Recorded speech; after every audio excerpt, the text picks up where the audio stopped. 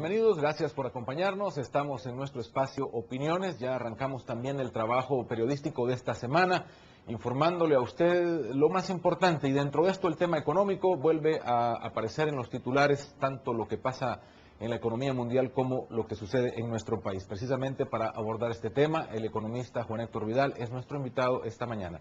Bienvenido, licenciado, un gusto tenerlo, como siempre, en este programa para analizar el tema económico. Muchas gracias por la invitación y muy buenos días a los niños televidentes. La semana pasada, el gobierno, a través de todos los funcionarios del área económica, hablaba de resultados, pero me llama primero la atención que presentaran resultados hasta junio y hablaban de las proyecciones de crecimiento del país. ¿Son esas estadísticas las que debemos ver?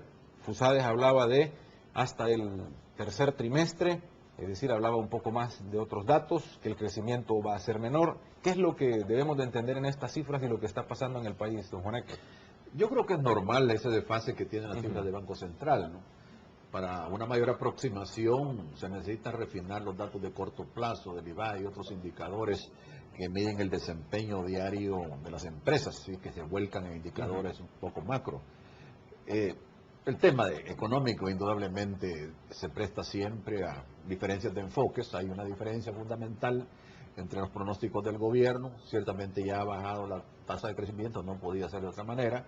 Fusade es más cautelosa y la Cámara de Comercio todavía más.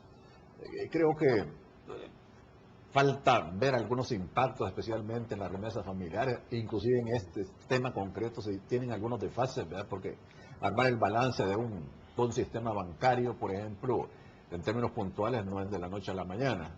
Guatemala se estaba viendo en los periódicos de este día que ya tiene una reducción del 2.7% en las remesas comparado con igual periodo del año pasado.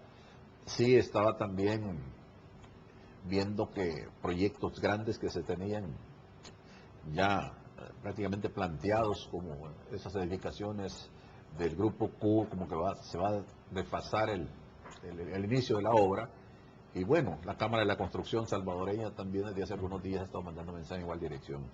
Vamos a tener para largo, Rafael, para hablar de tema económico, va a estar en la agenda de los salvadoreños durante buen tiempo. Ahora, pero hay algunos que interpretan que hay una intención de no hablar de crisis, otros ya lo están mencionando. La Cámara de la Construcción es clara en decir estamos en crisis, pero el Estado pareciera que se niega un poco. ¿Interpreta usted que así es, al tratar de dar esos datos de medio año y decir que el crecimiento arriba del 3%?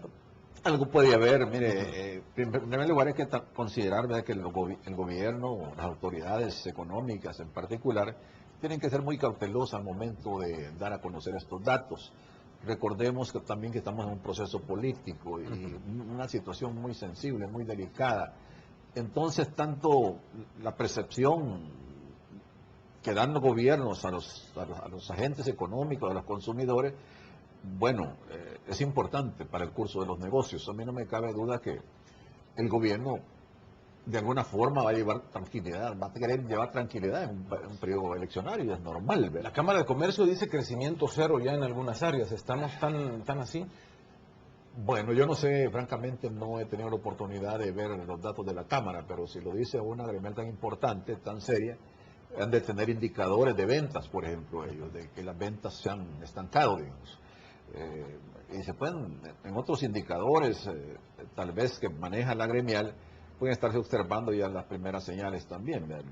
Pero sin duda, aquí en todas partes, el sector que manda las primeras señales de que la economía está bonancible o que está entrando en una etapa de lento crecimiento o de desaceleración es en la construcción. Ahí definitivamente no hay dónde perderse.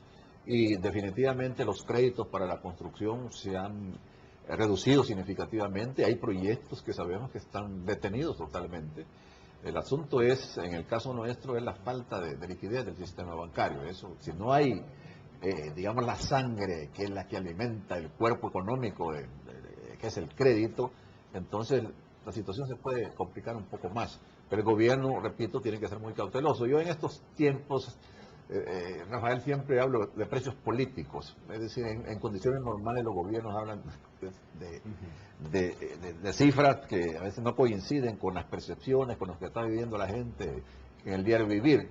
Y en esas oportunidades, en esta oportunidad todavía mayor prudencia, porque estamos en un proceso eleccionario inédito y también con una crisis internacional que francamente hace año y medio todavía se pensaba que se podía manejar. Ahí por julio comenzó a notarse este fenómeno.